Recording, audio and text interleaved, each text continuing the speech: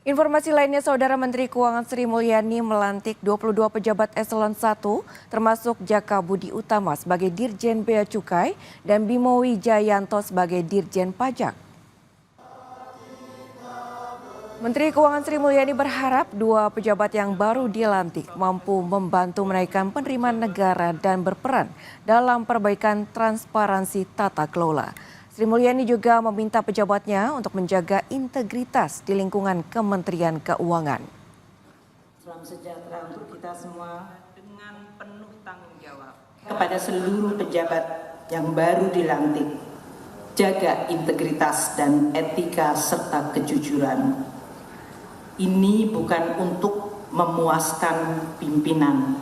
Ini adalah tanggung jawab sejarah yang ditekankan oleh Presiden Republik Indonesia. Karir Bimo di pemerintahan cukup panjang. Ia sempat menjadi tenaga ahli utama Kedeputian 2 Kantor Staf Presiden dari 2015 hingga 2016. Alumnus Taruna Nusantara Angkatan 1995 ini juga pernah menjabat sebagai Asisten Deputi Investasi Strategis di Kementerian Koordinasi Bidang Kemaritiman dan Investasi.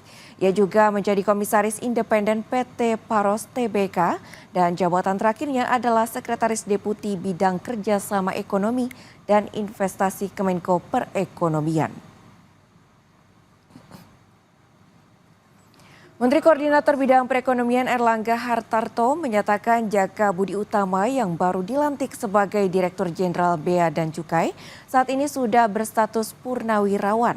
Sebelumnya, publik mempertanyakan status keanggotaan TNI Letjen Jaka Budi Utama yang ditunjuk Presiden sebagai Dirjen Bea Cukai dan menempati jabatan sipil di bidang ekonomi strategis.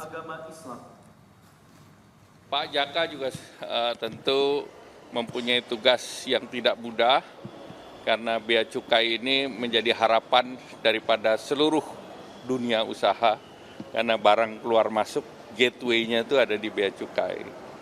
Tetapi ada pesan juga dari terkait juga untuk penanganan secara khusus dan juga friendly yang terhadap pekerja migran. Purnawirawan, jadi nggak ada masalah. Sipil. Apa? Sudah selesai. Jadi purnawirawan. Sudah clear.